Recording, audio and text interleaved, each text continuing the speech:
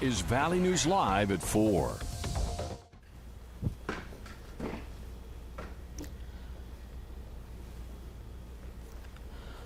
Well, good evening. Thanks for joining us. Let's send it over to Nathan Hopper for a first look at our weather. Yeah, thanks, Nishay. Happy 4th of July, everybody. Thanks for joining us here. Valley News Live, 4 o'clock. Look at this from our Grand Forks Home of Economy Sky Cam. Plenty of blue sky out there.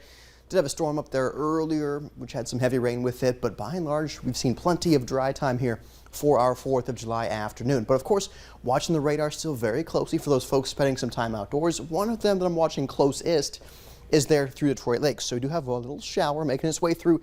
Not much lightning associated with this, just some heavy rain is all we're seeing. Maybe some gusty winds in there as well. That's moving right into Detroit Lakes as we speak, but notice around there, not a lot else going on. So once that passing shower clears, things should be quieting down there for our friends in Detroit Lakes. And this is also where we're seeing some activity up toward the north. There's a bit more spin in the atmosphere up here.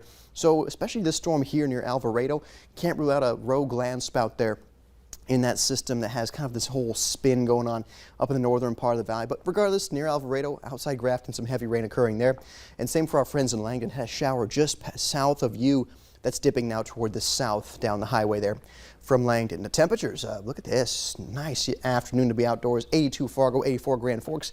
70s up toward the north, Roseau 70, 69 Baudette. But Lakes Country seeing that rain cool to 77, 84 just to your south in Fergus Falls. For this evening in Fargo, things look to stay quiet. That's the good news for firework time. I've been watching that forecast very closely. A few passing clouds, but mid-70s there around 10 o'clock with dry conditions in Fargo and in Grand Forks. Same story. Looks like things will be dry for the firework activity tonight. Lower 70s there for our friends up toward the north. And Shay, we're not out of the woods yet when it comes to storm chances. So, of course, some storms we're still tracking tonight. Tomorrow, some more pop-up storm chances. We'll break it all down, though, in a few minutes. Well, it's great to hear that it may, hold out for the fireworks. Yes, exactly. So, awesome. Thank you so much, Nathan. A Minnesota teenager is dead after a firework exploded in his face this morning. It happened in Brooklyn Park, which is a suburb of the Twin Cities. Police say an 18-year-old man was holding a firework when it exploded in his face. They say a friend tried to perform CPR on him. The teen was later taken to the hospital where he died from his injuries. A neighbor says they've had many close calls in the area. And police are still searching for a missing 6-year-old Minnesota girl. Police in Northfield are asking for the public's help to find Elle Rajan. Sheriff's deputies were called to an apartment on Saturday and found the body of Elle's 39-year-old mother, who was presumed to have taken her own life. They believe the woman may have been involved in her daughter's disappearance before she died. The FBI is also involved in the investigation. An 18-year-old man from Hermann, Minnesota is dead after a rollover in Stevens County. Troopers say the driver left Highway 9 yesterday afternoon near Morris and crashed. The State Patrol plans to release more information about this incident later today. A shooting at a 4th of July parade in Chicago left at least 6 people dead and 24 others injured. The shooting happened just after 10 this morning as the parade was getting started. Local authorities say the gunman appeared to have been firing from a roof. They say a firearm was later located. Police have yet to apprehend the suspect, and a massive search comprised of federal, state, and local law enforcement is now underway. Last night, a 23-year-old man prepared to open fire on a 4th of July celebration in New York City, but an off-duty correction officer who had been in attendance sprung into action and shot at the gunman, immobilizing him. The officer was recently released from the hospital after sustaining injuries to his leg. He has received praise from Mayor Eric Adams and others for his quick thinking, calling his actions nothing short of heroic. Lifeguards on Long Island in New York are on the lookout this 4th of July for sharks. Shark patrols, including drone use, are ramping up across the area after a handful of incidents, including one over the weekend. A lifeguard was attacked during a training exercise where he was ironically playing a victim. But just last week, a girl in Florida was also bit by a 9-foot shark, causing her to lose her leg. Russian forces are expected to step up their offense after claiming to have taken control of another Ukrainian city. Foreign correspondent Holly Williams has the latest on the fighting.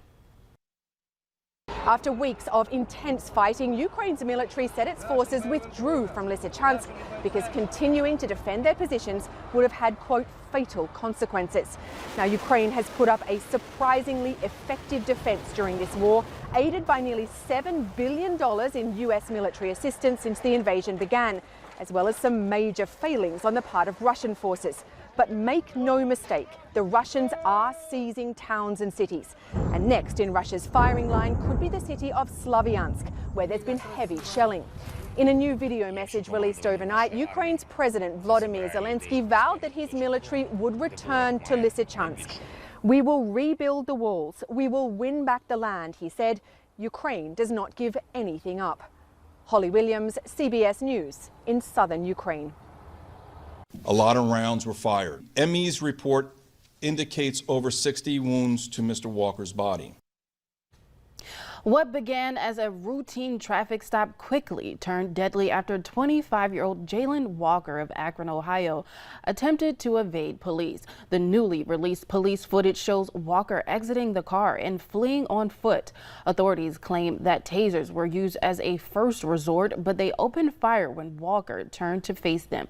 During the foot chase, Walker never fired a shot, but officers say they found a gun and a loaded magazine in his car, which investigators say Walker fired from the window of his car, a claim his family disputes.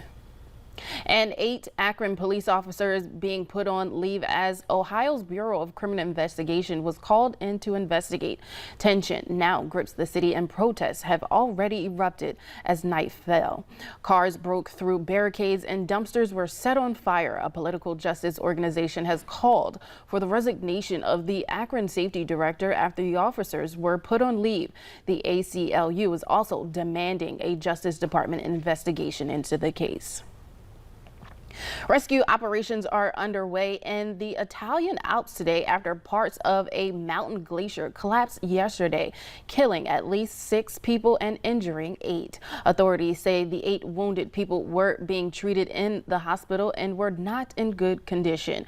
The huge mass of ice collapsed on the route usually used by hikers and climbers. Helicopters and dogs are being used to try to find any remaining survivors. Who was participating, who was financing it, how it was organized. We obviously want to probe any connection between these dangerous groups and the White House.